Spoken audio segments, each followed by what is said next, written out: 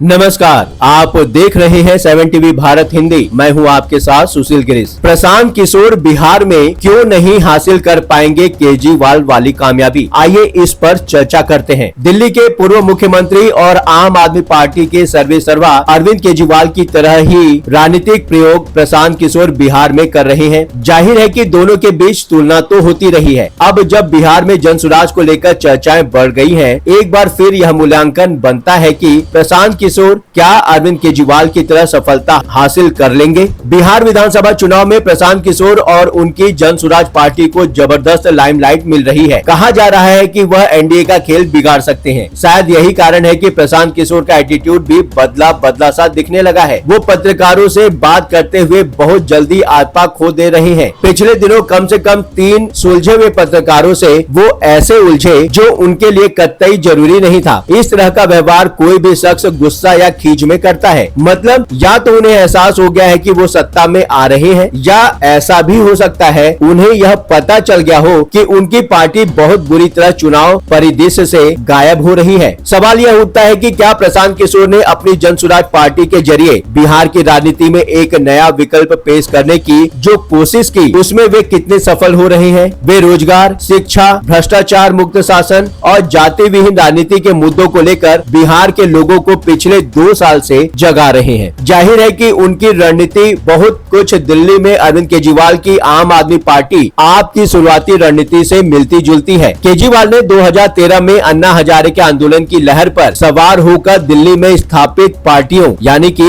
Congress BJP को चुनौती दी और 2015 में 70 में से 28 सीटें जीत ली। पीके भी 2022 से 5000 किलोमीटर की पद यात्रा कर बिहार के गाँव में घूमे, आरोप लगाए जैसे नीतीश कुमार के मंत्रियों पर भ्रष्टाचार के आरोप, और दावा किया कि जन सुराज 2025 चुनाव में 243 में से 200 से भी अधिक सीटें जीतेगी। तो क्या यह समझा जाए कि प्रशांत किशोर भी अरविंद केजरीवाल की तरह बिहार में दिल्ली वाली सफलता दोहराएंगे, या उन्हें केजरीवाल बनने में अभी काफी वक्त लगेगा। दिल्ली में जाति की बजाय शहरी मध्यम वर्ग है। प्रवासी मजदूर और भ्रष्टाचार विरोधी आंदोलन इंडिया अगेंस्ट करप्शन ने केजरीवाल को जबरदस्त सपोर्ट किया। दिल्ली में केजरीवाल ने फ्री बिजली पानी जैसे त्वरित लाभ दिए और वोटर चेंज के लिए तैयार हो गए। पर बिहार में शायद स्थितियां ऐसी नहीं है। बिहार में जाति यादव, कुशवाहा, मुस्लिम और दलित का गणित चुनाव तय करता है। आधे से अधिक वोटर अपनी जाति के उम्मीदवारों को प्राथमिकता देते हैं। पीके का जाति भूलो रोजगार चुनो नारा अच्छा लगता है, लेकिन जमीनी स्तर पर काम नहीं करता। बिहार में लालू नीतीश बीजेपी की बाइपोलर राजनीति है। यहाँ कोई शख्स पूरे चुनाव के दौरान यह कहता है कि वह जाति के नाम पर वोट नहीं डालेगा, पर वोटिंग का टाइम आते आते जाति वर्चस्व की बात आ जाती है। किसी और जाति को हराने के लिए अपनी जाति के कैंडिडेट को वोट देना मजबूरी हो जाता है। प्रशांत किशोर के बहुत से समर्थक जो आज कह रहे हैं कि वो जाति और धर्म के नाम पर वोट नहीं देंगे, वो अंतिम चरण आते आते घोर जातिवाद और धर्मवादी हो जाएंगे। केजरीवाल एक सामाजिक कार्यकर्ता थे। उन्होंने सूचना के अधिकार को लेकर बहुत काम किया। बाद में मैक्सेस अवार्ड भी मिला।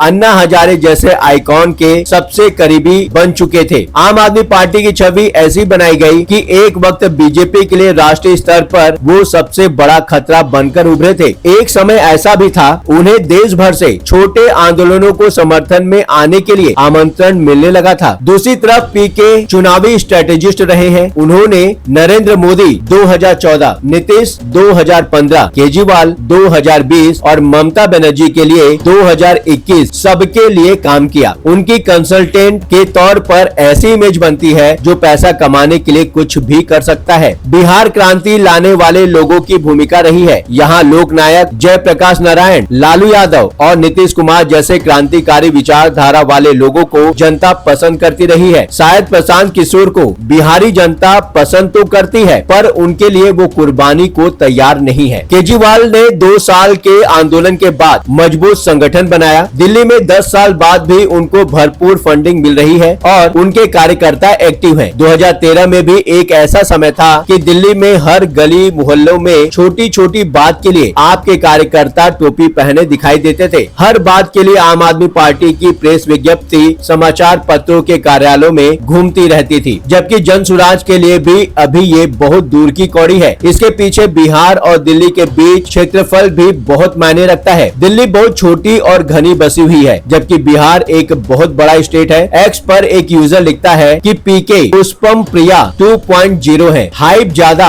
क्राउड कम। तमाम सर्वे में जन सुराज को 10 से 12% वोट मिलते दिख रहा है। जाहिर है कि जन सुराज को कुछ सीटें भी मिल सकती हैं, पर किंग मेकर बनने की उम्मीद कम ही है। केजरीवाल के पास जन लोकपाल आंदोलन था, जो राष्ट्रीय स्तर पर भ्रष्टाचार के खिलाफ उबल रहा था। पीके के पास ऐसा कोई बड़ा मूवमेंट नहीं है। राहुल गांधी और तेजस्वी ने SIR के खिलाफ आवाज उठाई। तेजस्वी लुभावने वादे कर रहे हैं। कांग्रेस जाति जनगणना और आरक्षण में बढ़ोतरी की राग अलाप रही है। जन स्वराज के पास इनमें से कुछ भी नहीं है। केजरीवाल के आंदोलन के चलते उन्हें पूरे विश्व से सपोर्ट मिल रहा था। एक बार तो पूरे अमेरिका में 20 शहरों के सपोर्टर्स को उन्होंने वीडियो कॉन्फ्रेंसिंग के जरिए संबोधित करके माहौल बनाया था। देश के सबसे बड़े वकीलों के तमाम नाम, सबसे बड़े एक्टिविस्टों के कई नाम, तमाम टेक्नोक्रेट, पूर्व प्रशासनिक अफसरों की एक लंबी फहरिस्त उनके साथ थी। किशोर भी उसी रास्ते चल रहे हैं, पर ऐसे दिग्गजों से मिल रहे समर्थन के मामले में अभी केजरीवाल से मीलों पीछे हैं। केजरीवाल की राजनीति शुरुआती दौर से ही स्कूल और हॉस्पिटल पर केंद्रित रही, पर स्थानीय राजनीति करते हुए भी उन्होंने मोदी और शाह को हिट करना नहीं छोड़ा था। वो हर रोज अपने भाषण में तात्कालिक मुख्यमंत्री शीला दीक्षित को जेल भेजने की बात करते थे। पीके भी उसी स्टाइल की राजनीति कर रहे हैं। डिप्टी CM सम्राट चौधरी पर मर्डर केस, अशोक चौधरी पर भ्रष्टाचार के आरोप लगाने का अंदाज उनका लगभग वैसा ही है। पर प्रशांत किशोर आज भी नरेंद्र मोदी और अमित शाह के खिलाफ उस लेवल पर नहीं जा पा रहे हैं जिस लेवल पर राहुल गांधी या तेजस्वी यादव जा रहे हैं। यही कारण है कि बीजेपी से नाराज वोटर्स को अपने पाले में कितना कर पाएंगे, इसमें संदेह होता है। क्या प्रशांत किशोर की पार्टी जनसुराज बिहार में कुछ कमाल कर पाएगी? इस विषय पर आपका अपना विचार क्या है, नीचे कमेंट में लिखकर जरूर बताएं। चलते चलते